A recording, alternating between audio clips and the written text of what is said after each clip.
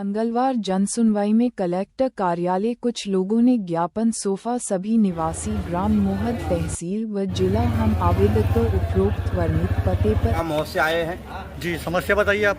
हमारी समस्या ये है साहब कि 12 साल से 36 किसान आज परेशान हैं। मोतिया देव तालाब में हमारी ज़मीन जा चुकी है। हम अपनी ज़मीन पर काश्तकारी कर अपने परिवार का पालन पोषण कर रहे थे, परंतु सरकार ने मोतिया देव तालाब बनाने की योजना बनाई, जिसमें तालाब बन चुका है और 12 साल से ये तालाब का एक ही व्यक्ति मच्छी पाल के अपना व्यवसाय चला रहा है। इन किसानों की ज़मीन, जिन किसानों की ज़मीन जा चुकी है, उन किसानों को आज तक मोतिया देव तालाब से 1 रुपये का फायदा नहीं हुआ है। और जो भी सरकार ने थोड़े बहुत पैसे दिए थे, साहब पैसा किसके पास रहता नहीं है। परिवार के खर्चे में सब पैसा थोड़ा थोड़ा खर्चा हो गया। आज किसानों की कंडीशन, ग्राम मोहद के किसानों की कंडीशन ये है, 36 किसान परेशान है। उनकी कंडीशन ये है आज कि उनके परिवार के पालन पोषण के लाले पड़ रहे हैं। भूखमरी के कटार पर आके किसान खड़ा है और ना कोई शासन देखता है, प्रशासन देखता है। जो भी अधिकारी वहाँ टेम पर वक्त पर आए थे, कलेक्टर आए थे, तहसीलदार साहब आए थे, एडीएम साहब आए थे, मच्छी पालन अधिकारी आए थे, और जो भी अधिकारी आए थे वो बस उन्होंने एक ही लफ्ज़ बोला था कि हम यहाँ मोतिया देव तालाब बनेगा, जिसमें आपको समिति बना के मच्छी पालन समिति का आपको दी जाएंगी, जिससे आपका परिवार का पालन पोषण होगा। आज 12 साल से हम मच्छी पालन अधिकारी के चक्कर काट रहे हैं, तो उन्होंने मच्छी पालन अधिकारी ने इसके पहले एक समिति बनाई दी थी ले दे के। वो समिति का बॉन्ड हमने बहुत इंतजार किया है, 11 साल इंतजार किया है। वो समिति का बॉन्ड आज खत्म हो चुका है। फिर भी हम ये चाहते हैं कि हमारे को मच्छी पालन समिति बना के हमको मच्छी पालन समिति का वहाँ पर ऑर्डर दिया जाए कि हम जाके हमारे परिवार का पालन पोषण करें। हम आज भूखमरी के कटार पर खड़े हैं। किसान अपनी ज़मीन दे के आज ज़मीन दिया है किसान ने। जो किसान ने अपनी ज़मीन का बलिदान दिया है, वो किसान की आज कोई वैल्यू नहीं है।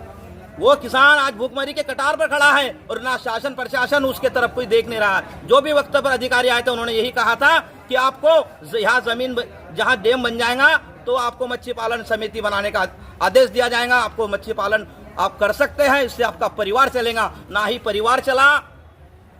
किसान 12 साल बहुत होते, आज किसान बेचारा 12 साल से कोर्ट के चक्कर खा रहा है, मच्छी पालन अधिकारी के चक्कर खा रहा है।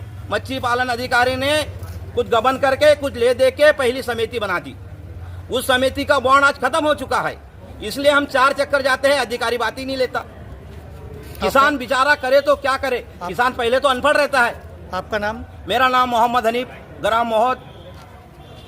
जी बताइए, क्या शिकायत है आपकी जो आप इनके साथ आए? मैं इनकी भतीजी हूँ और हम लोग मेरे पापा का पैसा अभी तक के मिला नहीं है। मृत्यु का पैसा किस वजह का पैसा? काय का पैसा? यानी मृत्यु का पैसा अभी तक के नहीं मिला है।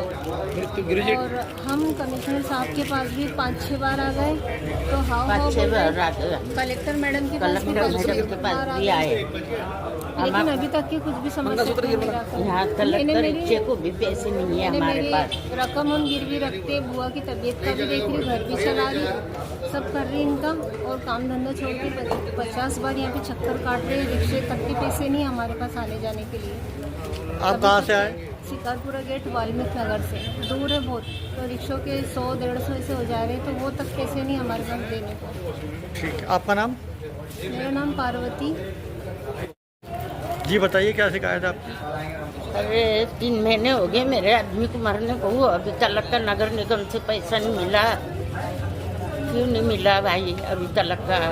कितने बार साहब के पास जा चुके, साहब बोलता दूसरे अधिकारियों से मिलो, दूसरों से भी मिल लिए, फिर भी पैसा नहीं मिला। ये भतीजी भांजा है, अभी मैं बीमार पड़ी थी तो अभी पैसे लगाया इसने इधर से उधार करके। हाँ, कलेक्टर मैडम के पास भी शिकायत करे हमने। हाँ, ये भतीजी है हमारी। यहाँ पे कैसे आ रहे हैं? यहाँ पे कैसे क्या आ रहे हैं? तुम आना जाना कैसे कर रहे हैं? ये रिक्शे से रिक्शे के पैसे 200 रुपये देना पड़ता है। ये भी पैसे नहीं रहते हमारे पास, तो उधार करना पड़ता बेचारे से। आपका नाम? खराब हो गई, अभी तक खराब थी मेरी। आपका नाम? अभी सरकारी में भर्ती थी। आपका नाम बताओ। आपका नाम? लक्ष्मी चौहान। कहाँ रहते हो? शिकारपुरा गेट। रुपेश पिता सुभाष सालवे। ये बच्चा शोरूम गया था अपनी बाइक की सर्विसिंग कराने, तो शायद उसका कुछ वहाँ पे किंतु परंतु चल रहा था। लेकिन उस समय क्या हुआ ना कि ये मामला इतना पता नहीं था कि भाई ये इस हद तक चले जाएगा। अब वहाँ पर उसके साथ में हाथापाई हुई, मारपीट हुई।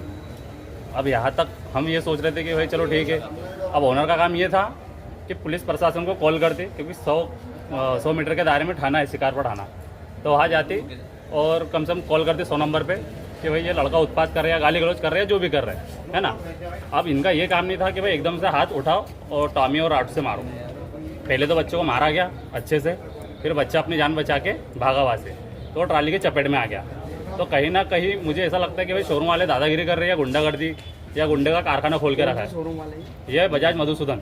अब आज कहाँ पहुँचो, क्या शिकायत? आज यही शिकायत लेकर आए हैं कि भाई जिन्होंने मारा है, या शोरूम वाले जो ओनर है, इन्होंने जब तक बोला नहीं होगा उनको मारने का या पीटने का, तब तक इन्होंने अपने हाथों से तो कुछ किया नहीं होगा। ओनर तरुण पारिक और एक सोनू पारिक, 2 भाई है। आप क्या चाहते हो?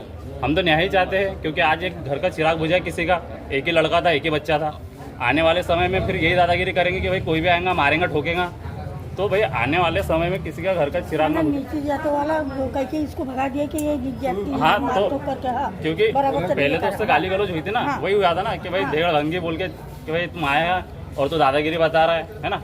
ये सारी चीज़ें मतलब वहाँ पर ऐसी कुछ घटनाएं घटी थी, क्योंकि वहाँ पर ऐसा है ना कि कैमरे लगे थे, सीसीटीवी कैमरे भी थे। पहले उसको लाया गया और कैमरे के सामने कूटा गया, उसके बाद में फिर कैमरे के आड़े में लेकर गए। तो बस हमको न्याय चाहिए, क्योंकि उसके माँ बाप है, अब उनका कोई नहीं है। एक ही सहारा था, बच्चा था, अब वो बच्चा ही नहीं रहा, तो वो करेंगे क्या? उनके बुढ़ापे का सहारा कौन है?